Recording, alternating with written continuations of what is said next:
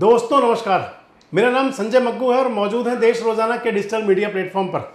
आपसे बात करने चला हूं एक ऐसे मुद्दे को लेकर इस समय जो पूरे देश में पूरी तरह गर्म है।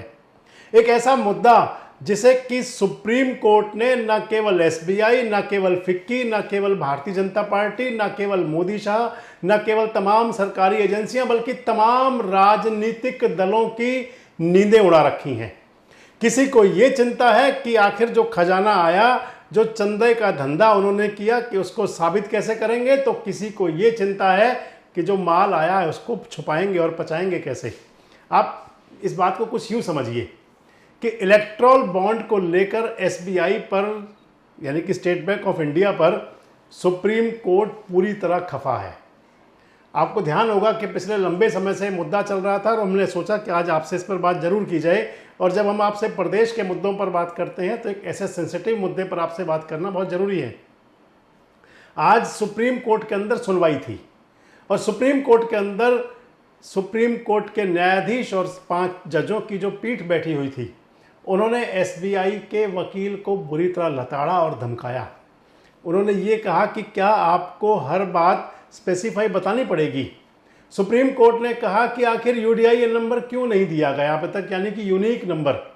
अगर आप यूनिक नंबर को समझें तो कोई किसी भी बॉन्ड के ऊपर, किसी भी दस्तावेज के ऊपर एक वो शब्द, वो संख्या कि जिसको हाईलाइट किया जाता है, जो छुपी हुई होती है, लेकिन अगर यूडीआईएन नंबर को कहीं डाल दिया जाए तो उसके बाद में सारा डाटा निकल कर सामने आ जाता है। मान लीजिए कि अगर कोई हॉस्पिटल में कोई पेशेंट जाता है तो सबसे पहले उसका यूनिक नंबर, यूडीआईएन नंबर क्रिएट किया जाता है। उसके बाद में वहाँ पर उसकी ओपीडी में जाना है या हॉस्पिटल में भर्ती होना है, वहाँ से डॉक्टर कौन होगा, उसको प्रिस्क्रिप्शन क्या दी जाएंगी, बीमारी क्या थी, तकलीफ क्या थी, सारा ब्यौरा मिल जाता है। कुछ ऐसा ही आप मान सकते हैं हर मामले पर होता है और कुछ ऐसा ही इलेक्ट्रॉल बॉन्ड के मामले में भी है। लेकिन सबसे बड़ी बात यह कि आखिर इलेक्ट्रॉल बॉन्ड के मामले में एसबीआई किससे डरा हुआ है, एसबीआई छुपाना क्या चाहता है। आखिर एसबीआई सुप्रीम कोर्ट को वो सारी जानकारियां देना क्यों नहीं चाहता, आखिर क्यों चुनाव आयोग से बात वो छुपाई जा रही है, क्यों वो दस्तावेज नहीं दिए जाते। और बस इस सारे मुद्दे को लेकर के इस समय पूरे देश के अंदर सियासी माहौल गर्म है। और आज का वो जब समय था कि जब सुप्रीम कोर्ट के अंदर चीफ जस्टिस ने इतना तक कहा कि तेज शोर मत मचाइए, हमें सब सुनता है। आप पहले 1 मिनट की इस वीडियो को देखिए। On board before us. No, I have got it with I've made myself. No, the entire, I have emailed the gentleman. One second, you wait. One at a time. Sorry, Mr. Raghi. Yes. No, my lord, my submission is the entire judgment has been rendered behind the back of the public at large. This judgment doesn't constitute jurisdiction. This judgment doesn't constitute constitutional jurisdiction. One second. Yes. 1 second. This One judgment is second. void. Please listen to me. You're It is- not. 1 second. I am a citizen of this country. 1 second. Yes. Don't shout at me. No, I am very soft. Please listen to me. Yes. This is not a Hyde Park corner meeting, okay? You are in the court. Yes. You want to move an application? No, my lord. File an application. What I told Mr. Rodgi applies to you. No, my lord, the question is, my lord, There's no question you've got. My friend has come. Mr. Nedumbara, 1 second. Yes. You've got my decision as Chief Justice. We are not hearing you. If you want to file an application, move it on the email. That's the rule in this court. No my lord, further. we will go by what your lordship. All, please. Whatever your lordship says, we will go by that. Do you want another contempt notice? No, my lord, your lordship will go by You have whatever had your enough lordship to says. Bombay. Only I have said what I wanted to say. That this judgment is rendered behind the back of the people of this country. It doesn't bind Please, us. It doesn't please, constitute us. It is not a Please representative do not, at all. please, once we have said no, please move the application.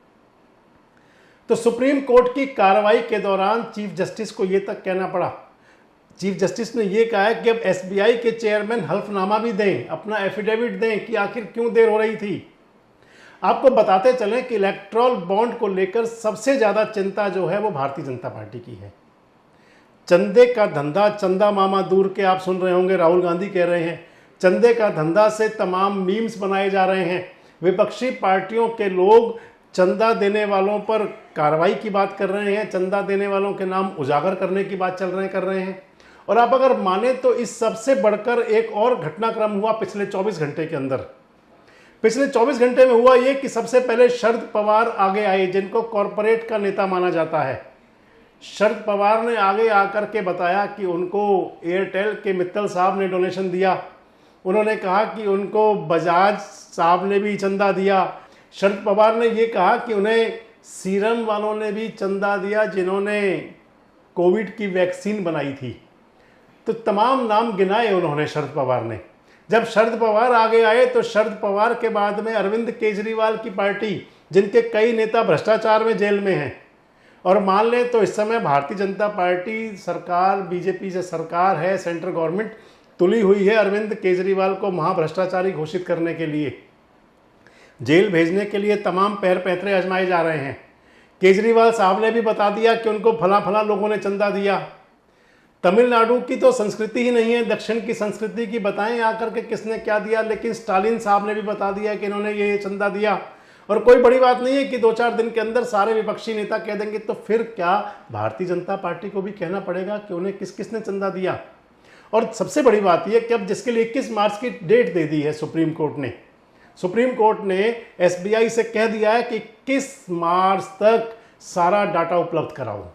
21 मार्च तक ये बताओ कि कौन से unique number से कितना का erectile bond खरीदा गया, और फिर वो किसको जब वो अगर यूनिक नंबर सामने आ जाएगा, जब यूडीआई नंबर से ये क्लियर हो जाएगा कि कौन से आदमी ने कितने पैसे के इलेक्ट्रल बॉन्ड खरीदे और उसने किसको दिए, किसने कैश करवाए, उसके बाद में कुछ जानने की जरूरत नहीं पड़ेगी। और अगर ये सब कुछ क्लियर हो गया तो फिर उसके बाद तो ये बात भी चलेंगी। देखिए, भारतीय जनता पार्टी की तरफ ही उंगली उठनी है क्योंकि सत्ता में वो है, और अगर कोई व्यक्ति किसी डर से चंदा देता है तो फिर वो केवल भारतीय जनता पार्टी हो सकती है, क्योंकि बड़ी बेसिक सी बात है कि उनकी सरकार है। कोई कांग्रेस के लोगों को चंदा नहीं देगा क्योंकि उनकी गवर्नमेंट कहीं नहीं है। हो सकता है पश्चिम बंगाल में लोग ममता दीदी को चंदा दे दें, हो सकता है दिल्ली में जिनको केजरीवाल से फायदा होना वो चंदा दे दें, लेकिन अधिकांश जगह कांग्रेस बड़ी बुरी स्थिति में है, तो उसको तो चंदा कम से कम धमकी से तो मिलने वाला नहीं है।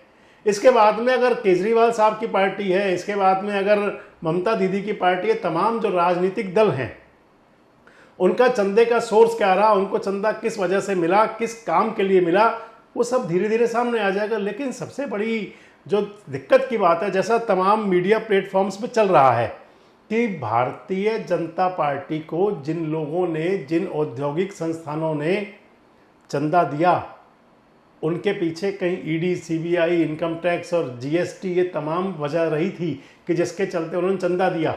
हालांकि अभी सीधा सीधा डाटा तो सामने नहीं आ पा रहा, लेकिन जितना जितना सब कुछ सब दिख रहा है, जितना मिल रहा है, उनके हिसाब से तो तय है कि ऐसी बहुत सारी कंपनियां हैं, चाहे वो लॉटरी की ऐप है, चाहे वो सीरम है, चाहे वो तमाम कंपनियां ऐसी हैं कि जिन पर आरोप लगे।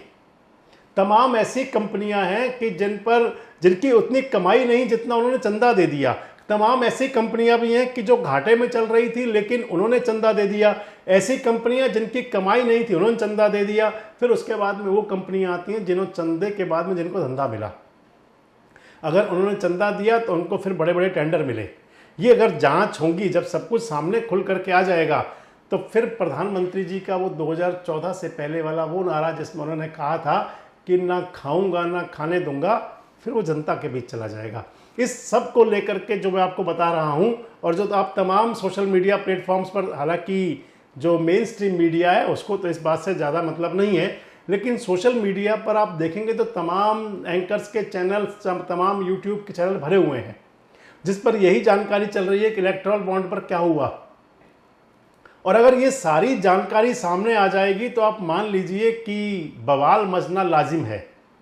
अगर ये सारी जानकारी, डाटा सारा खुल करके जनता के बीच में होगा, जो कहा जा रहा है कि भारतीय जनता पार्टी के लोग भी कह रहे हैं कि पारदर्शी तरीके से सब कुछ होना भी चाहिए।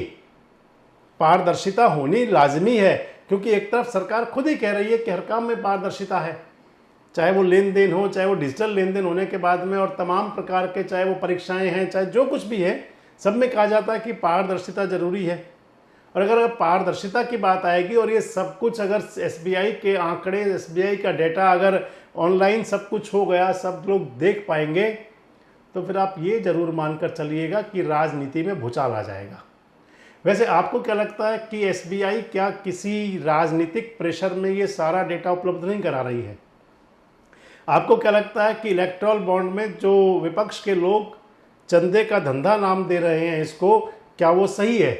और आपको क्या लगता है कि क्या वाकई जो औद्योगिक घराने होते हैं ये किसी प्रेशर में चंदा राजनीतिक दलों को दिया करते हैं? कमेंट्स बॉक्स में आकर अपनी प्रतिक्रिया जरूर दें और इस प्रकार के वीडियोस अपडेट्स के लिए हमारे साथ जुड़े रहें, देखते रहें देश रोजाना। हमारे साथ जुड़े रहने के लिए देखते रहिए देश रोजाना का यूट्यूब चैनल सब्सक्राइब कीजिए। साथ ही देश रोजाना की खबरें सबसे पहले देखने के लिए प्रेस कीजिए बेल आइकन।